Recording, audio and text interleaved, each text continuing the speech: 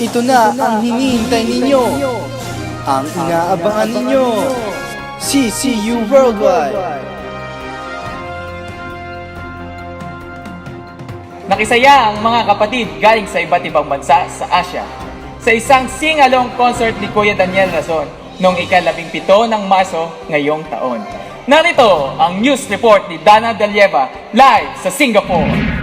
Sulit na sulit ang paglalakbay ng mga kapatid sa iba't ibang mga bansa sa Asia upang makita na mukhaan ang nag-iisang Mr. Public Service, Kuya Daniel Razon. Hinarana ni Kuya Daniel ang mga kapatid sa concert na isinagawa sa Riverfront Hotel sa Singapore. Ilan sa mga inawit sa konsyerto ay ang mga winning compositions ng UNTV original na Asap TV. Nais ni Kuya Daniel na marating ang ibang mga bansa upang personal na maabot ang ibang mga kapatid na walang sawang sumusubaybay sa programa ng Ang Dating Daan at UNTV sa pangunguna ni Brother Eli Soriano. Well, tingnan natin kung saan parte naman ng Asia tayo makakarating. But we're looking forward na itong Asia-Oceania ay malibot din natin. Ano?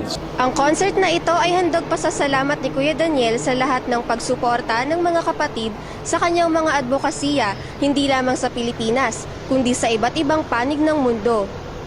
Mula dito sa Singapore, Dana Delieva, CCU Worldwide.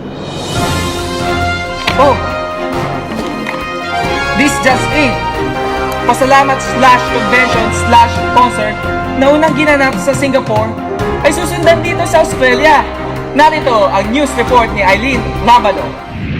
Katapos ng matagumpay na concert ni Kuya Daniel sa Singapore noong nakaraang Marso, ang mga kapatid naman sa Australia ay nag-aantabay sa muling pagtatanghal ng so-called sequel ng concert ni Kuya Daniel sa Melbourne. Sinasabing kasabay nito ay ang gaganaping convention na dadaluhan ng mga kapatid mula sa Asia-Oceania at sa iba pang parte ng mundo na nais makibahagi sa gawaing ito.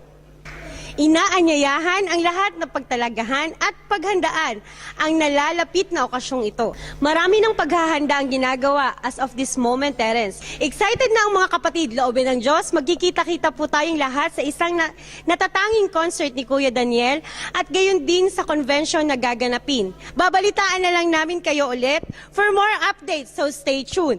Mula dito sa Melbourne, Australia, Eileen Ravalo, CCU Worldwide. Ang registration para sa Melbourne event is still open. Alamin natin ang details sa report ni Alisa Pagatyong. Kapatid, naka-register ka na ba? Mag-register na! Punta lamang sa mcgi.church/AU Convention at i-click ang continue para makumpleto ang mga tanong.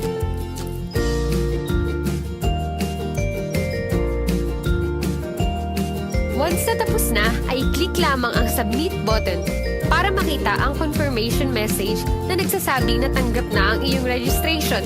At presto! Registered ka na! Kahit ano pang hinihintay, register na! Eto na! Excited na ba kayo? Ilang buwan na lang ay magaganap na ang concert ni Kuya Daniel. Kung excited na kayo, kagaya ko, tara na at magpabook na ng flight papuntang Melbourne. At bago yan, alamin muna natin ang flight fares mula kay Grace Paul sa ating flight center. Salamat, Terence. Heto na, malapit na ang concert ni Kuya Daniel. Nakapag-book na ba kayo? Kung hindi pa, narito ang flight rates mula sa iba't ibang airlines tulad ng Tiger Airways, Jetstar, Virgin. Kaya ano pa ang hinihintay nyo? Mag-book na online o pumunta sa mga flight agencies na malapit sa inyong lugar. Minsan lang to, kaya grab the opportunity para makasama si Kuya Daniel. Tara na, biyahe tayo. Back to you, Terence. Excuse me po. Salamat sa flight report, Grace Wong. Para naman sa weather updates, narito si Kuya Kim. Winter, spring, summer, or fall. Magandang araw mga fanatics! Handa na ba kayo sa gaganaping concert ni Kuya Daniel Razon? Kung handa na kayo, alamin muna natin ang pabago-bagong panahon na hindi mapalagay sa Melbourne.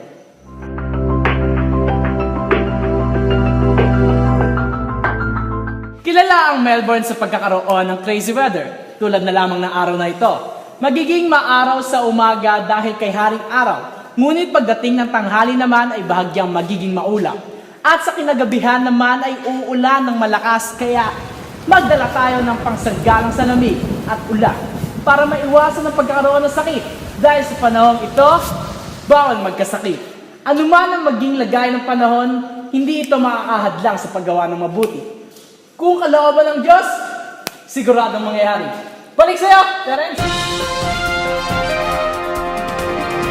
Mula dito sa News Desk ng CCU Worldwide. See you in Melbourne.